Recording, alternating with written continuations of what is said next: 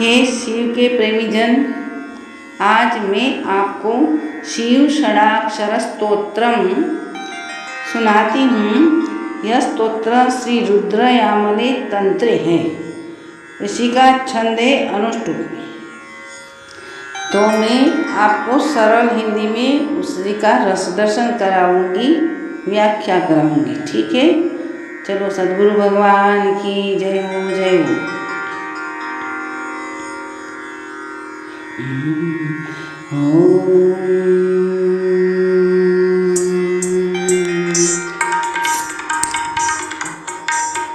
ओंकारं बिंदु संयुक्तं नित्यं ध्यायन्ति योगिनः।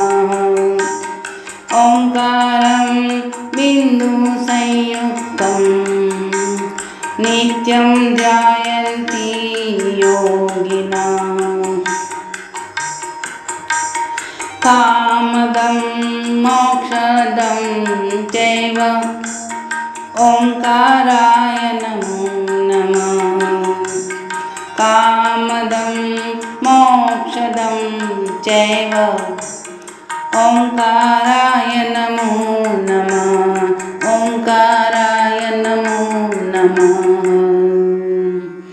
बिंदु से संयुक्त ऐसे जो ओंकार है, वो बिंदु से संयुक्त है। ओंकार है ब्रह्म का प्रणववाचक ओंकार है, शब्द है। ओंकार का जो मीनिंग होता है उसी में त्रिमात्राएं अ उ म, सत्व रजस और तम गुण है उसी में। और जो अर्धचंद्राकार बिंदी है वो परब्रह्म का स्वरूप है। ऐसे ओंकार का योगी लोग हमेशा ध्यान करते, ध्यान धरते। जो लोग ध्यान धरते हैं उसी की सब इच्छा तृप्ति होती है। अंत में जो मोक्ष देना भगवान शंकर है, वो ओंकार स्वरूप है, उसी को मैं बारंबार नमस्कार करता हूँ। नमन्ति ऋषयो देवाः, नमन्त्यप्सरसां गणाः। नमन्ति ऋषयो देवाः, नमन्त्य अप्सरासां गणाः।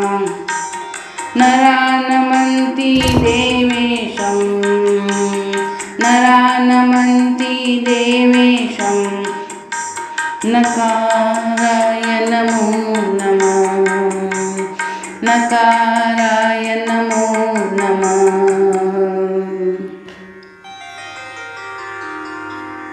हर हमेशा ऋषियों जिसको नमन करते, इतना ही देव लोग भी, सारा देव उनको नमस्कार करते। इतना ही नहीं, अप्सरा गण भी जिनको नमस्कार करते। इतना ही नहीं, जे देवादि देव को मनुष्य भी नमस्कार करते। ऐसे नकार स्वरूप शंकर को मैं बारंबार प्रणाम करता हूँ। वो शिष्य बोलता है, देखो प्रणाम करने से, नमन करने से कितना लाभ होता है। सिर्फ नमन करने से, तो नमन करने का अर्थ यही है, ऐसे हम हाथ जोड़ के मस्तक झुका कर बोलते हैं कि हमने नमन किया। ये नमन नहीं है। न मनः विद्यते यस्मिन् सः, इसी स्थिति को नमन कहते हैं जहाँ हम झुक जाते हैं तो हमारा मन बिल्कुल चला जाता है, नमन हो जाता है। न मन, हमारा जो मन है वो नहीं के बराबर हो जाता है। वही तो महापुरुषों और ओंकार भगवान शिव स्वरूप का ये वो ऊर्जा है। ये ऊर्जा हम प्राप्त कर लेते हैं तो हमारा उद्धार हो जाता है। बेटा उद्धार समझ में आती है ना माँ?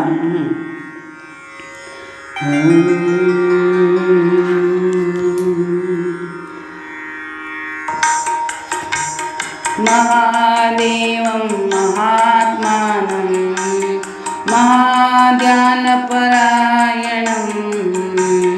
महादेवं महात्मानं महाध्यानपरायणं, महापापहरं देवं, महापापहरं देवं।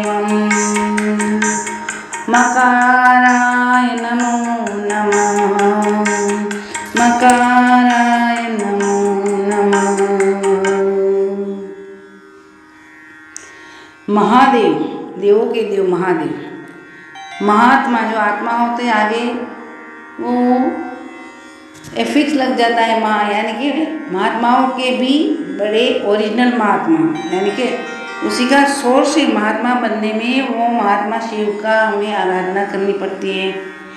महाध्यान परायण, जो शंकर भगवान 24 घंटों समाधि में रहते, ओंकार का ध्यान करते, वो कोई सामान्य चीज़ नहीं है। 5 मिनट तो बैठो तो मालूम हो जाएगा ध्यान कैसे हो सकता है। ये ध्यान थोड़ा है, ध्यान तो इनर ऐसा एक स्टेट बन जाता है कि जो आनंद में ही सदा रहता है ध्यानी।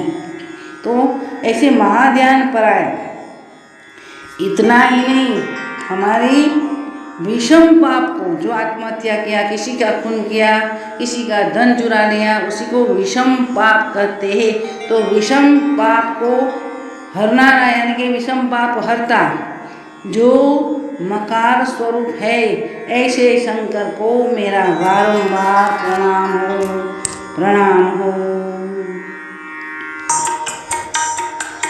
शिवं शांतं जगन्नाथं लोका अनुग्रहकारकं, शिवं शांतं जगन्नाथं लोका अनुग्रहकारकं, शिवम् एकपदं नित्यं शिकाराय नमो नमः, शिवम् एकपदं नित्यं शिकाराय नमो नमः, शिकाराय नमो नमः।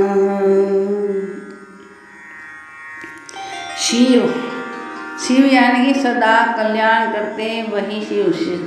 शम करोति इति शंकरम, शिवम करोति इति शिवम, यानी कि कल्याण जो इसका करता है, भक्तों का कल्याण करते हैं, इसीलिए नाम शिव रखा है। जो शिव स्वरूप हो जाता है तो शिव को, शिव शब्द है उसको उल्टा दो तो वशी हो जाता है ना। वशी यानी कि वश करने वाला वशी।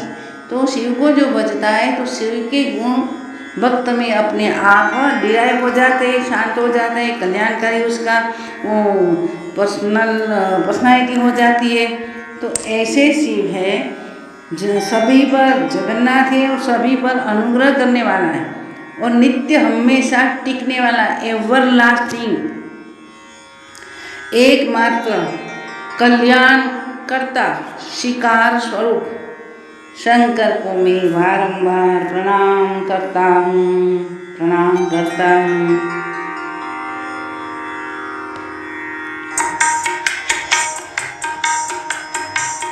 वाहनं वृषभो यस्य वासुकिः कंठभूषणं, वाहनं वृषभो यस्य वासुकिः कंठभूषणं,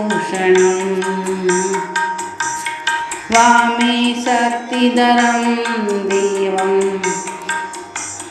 वामे शक्तिधरं देवं वकाराय नमो नमः, वकाराय नमो नमः।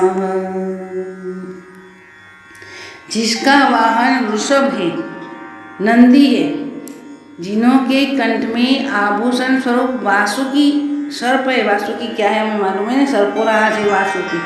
उसने कंठ पर धारण किए हुए, हमारे यहाँ अभी जो छोटा सा वो क्या बोलता है, छोटा कणा बोलते हैं, छोटा नाग निकलता है तो भी लोग भयभीत हो जाके यहाँ से भागने लगते हैं।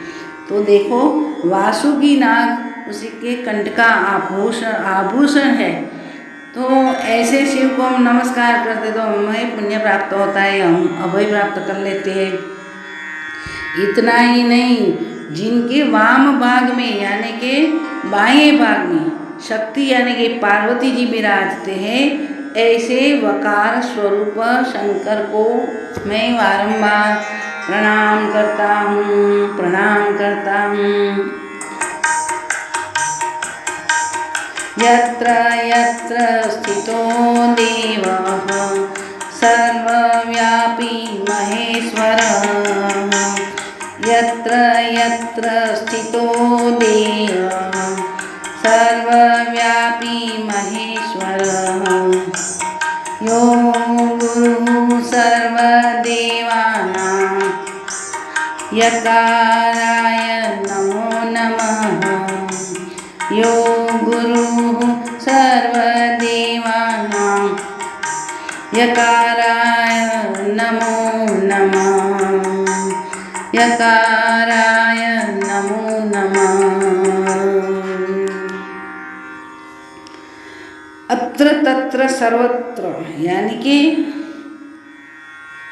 एवरी जगह पर, एवरी जगह, यत्र तत्र, अणु अणु में व्याप्त है, ओमिनी प्रेजेंट, ऑलमाइटी जिसको अंग्रेजी में कहते हैं।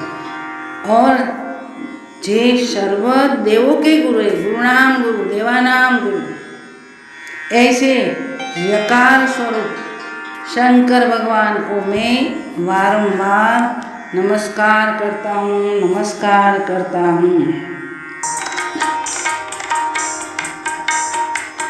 षडक्षरम् इदं स्तोत्रं यः पठेत् शिवसन्निधौ।